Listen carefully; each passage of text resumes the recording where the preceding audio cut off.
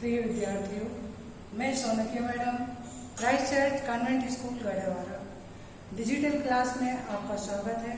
प्रिय विद्यार्थियों, मैं संस्कृत टीचर कक्षा 8वीं विषय संस्कृत एकादशा पाठा सुभाषितानि। इस पाठ का हिंदी अनुवाद समझाने जा रही हूँ, आप ध्यान से समझिए।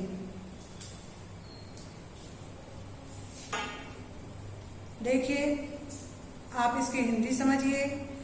परोक्षे कार्यहंतारम प्रत्यक्षे प्रियवादिनम वर्जयेत्तादृशं मित्रं विष्कुंभम पयोमुखम। शब्दार्थ समझ लीजिए। पहले तो संपत्तौ संपत्ति में, विपत्तौ विपत्ति में, महताम बड़ों का, एक रूपता समानता, उदये उदय होते समय में, शबीता सूर्य, ताम्र तांबे के समान लाल, परोक्षे पीछे, वर्जिएट रोके, क्षयमायाति क्षीण होता है, भारती हे सरस्वती जी, निंदतु निंदा करें, समाविशतु अच्छे प्रकार से आए, युगांतरे दूसरे युग में, यथेष्टम इच्छित को, नरत्वम मानवता, दुर्लभम कठिनता से प्राप्त, कुटुंबकम परिवार, लघु चेतसाम छोटे मन वालों का, उदार चरिता नाम उदार हृदय वालों का, आतपे धूप में, परार्थाय दूसरों के लिए, सत्य पुरुषः सज्जन व्यक्ति। ये मैंने आपको शब्दार्थ बता दिए। अब आप श्लोकों का अर्थ समझिए।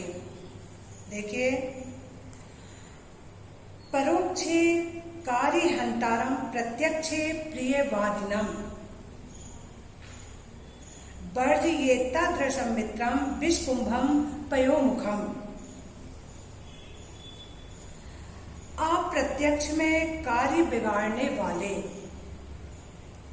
और प्रत्यक्ष में मीठा बोलने वाले मित्र से बचकर रहिए, क्योंकि ऐसे मित्र उस घड़े के समान होते हैं जिसमें ऊपर तो दूध दिखाई देता है किंतु भीतर जहर भरा होता है। आया समझ में? अप्रत्यक्ष में कार्य बिगाड़ने वाले और प्रत्यक्ष में मीठा बोलने वाले, ऐसे मित्र से बचकर रहिए, क्योंकि ऐसे मित्र उस घड़े के समान होते हैं जिसमें ऊपर तो दूध दिखाई देता है लेकिन उसके भीतर जहर भरा होता है। दूसरा देखिए, अपूर्वः को अपि कोसो वयम विद्यते तव भारती। वह तो वृद्धि मायाति क्षय मायाति संचयात। हे भारती, भारती किसको कहा गया है? सरस्वती देवी को। हे भारती, तुम्हारा कोष अपूर्व एवं अनोखा है। इसमें से जितना व्यय होता है या जितना खर्च होता है उससे कहीं अधिक भर जाता है। यदि इससे कोई संग्रह करना चाहे या इसको इकट्ठा करना चाहे तो वह कोष कम होता जाता है। आया समझ में? हे भारती, तुम्हारा कोष अपूर्व है एवं अनोखा है। इसमें से जितना खर्च होता है उससे कहीं अधिक भर जाता है, और यदि कोई इसको इकट्ठा करना चाहे या संचित करना चाहे तो यह कोष कम होता जाता है। तीसरा देखिए, बिना वेदम बिना गीताम बिना रामायणम कथाम बिना कविम कालिदासम भारतम भारतम नाही। देखिए, बिना वेद शास्त्र, बिना श्रीमद् भागवत गीता, बिना रामायण की कथा, बिना महाकवि कालिदास भारत को भारत नहीं कहा जा सकता।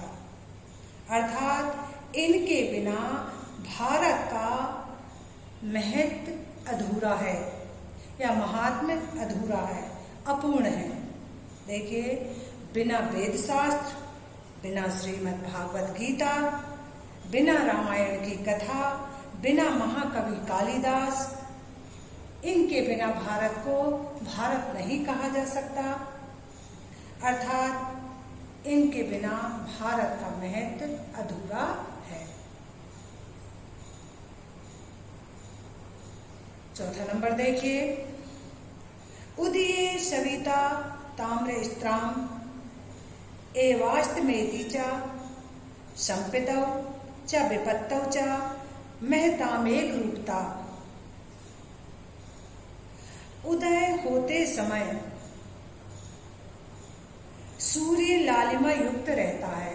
ये आपने सभी ने देखा होगा, जब सूर्य निकलता है तो लालिमा छाई रहती है पूर्व दिशा में, और सूर्य भी लाल लाल दिखाई देता है।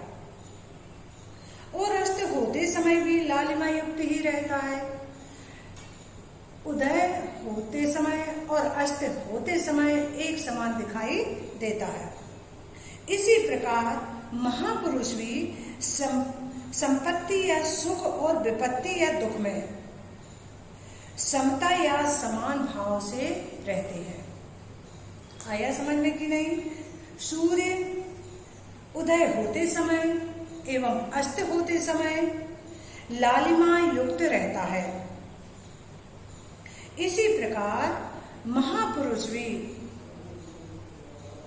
सुख एवं दुख दोनों समय समान भाव में दिखाई देते हैं या समान भाव में होते हैं।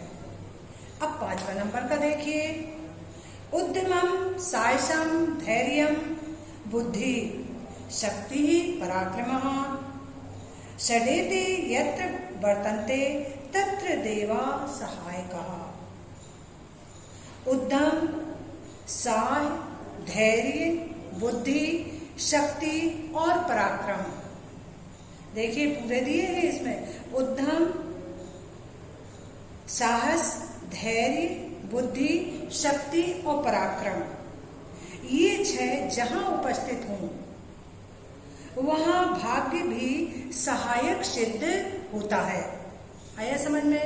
यदि ये 6 हैं तो भाग्य भी कैसा है? हमारा साथ देता है। अब आगे का देखिए, नरत्वम दुर्लभम लोके विद्या तत्र सुदुर्लभा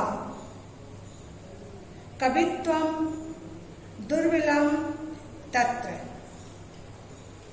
शक्तिस्तत्र सदुर्लभा। इस संसार में नर जन्म मिलना, मनुष्य का जन्म मिलना दुर्लभ होता है, लेकिन विद्या उससे भी दुर्लभ होती है। इस संसार में मनुष्य का जन्म लेना बहुत दुर्लभ होता है, लेकिन उससे दुर्लभ विद्या प्राप्त करना होता है। कवित्व, काव्य रचना विद्या से भी दुर्लभ होती है, और जो कवित्व या काव्य लिखना वो विद्या से भी दुर्लभ होता है। कवित्व से भी शक्ति कहीं अधिक दुर्लभ होती है, और कवित्व से शक्ति और अधिक दुर्लभ होती है। तो आ गया ये समझ में, इस संसार में मनुष्य जन्म लेना बहुत दुर्लभ है, और मनुष्य जन्म लेने से दुर्लभ विद्या प्राप्त करना है, और विद्या प्राप्त करने से दुर्लभ कवित्व लिखना है, और कवित्व लिखने से भी दुर्लभ ये शक्ति होती है, शक्ति प्राप्त करना होते हैं। आया ये समझ में?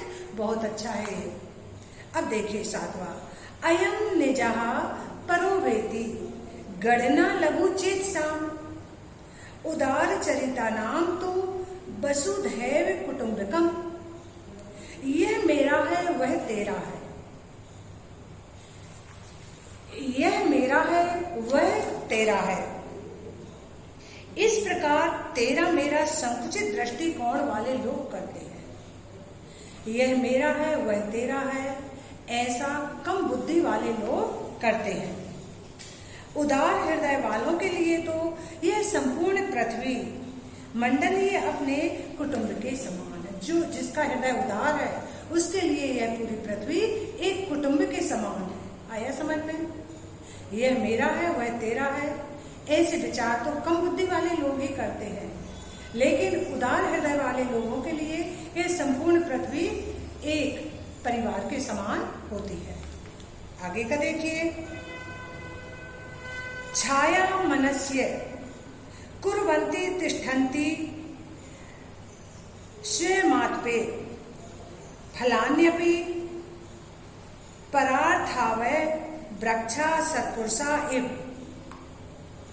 वृक्ष स्वयं धूप गर्मी सहन कर खड़े रहते हैं। आपने देखा होगा वृक्ष ना तो उन्हें गर्मी लगती, ना ठंड लगती और ना बरसात ही लगती, वो सब सहन करते हुए खड़े रहते हैं और दूसरों को छाया एवं फल प्रदान करते हैं। दूसरों को छाया भी देते हैं और फल भी प्रदान करते हैं। उसी प्रकार संत पुरुष का जीवन भी परोपकार के लिए होता है। अच्छा लगा ना? वृक्ष गर्मी, ठंड, बरसात सबको सहन करते हुए खड़े रहते हैं और दूसरों के लिए छाया देते हैं और फल देते हैं। इसी तरह संतों का जीवन भी परोपकार के लिए होता है। अब देखिए 9वां देखिए, निंदतु नीति निपुणः यदि वा स्तुवन्तु लक्ष्मी समाविशतु गच्छतु वा यथेष्टम। न्याय एवं नीति पर चलने वालों की कोई चाहे निंदा करे, चाहे स्तुति या प्रशंसा करे, लक्ष्मी या घर आए या चली जाए, वे तो एक समान स्थिति में रहते हैं। उनके स्वभाव में कोई परिवर्तन नहीं होता है। आया समझ में? न्याय और नीति पर चलने वाले लोगों की चाहे कोई प्रशंसा करे, चाहे निंदा करे, चाहे स्तुति करे, लक्ष्मी उनके पास आए या चली जाए, वे तो एक समान भाव से रहते हैं। उनके स्वभाव में कोई परिवर्तन नहीं होता। आखिरी वाला देखिए, अयेव वा मरणमस्तु युगांतरे वा न्यायाप्तया प्रविचलन्ति पदम न धीरा।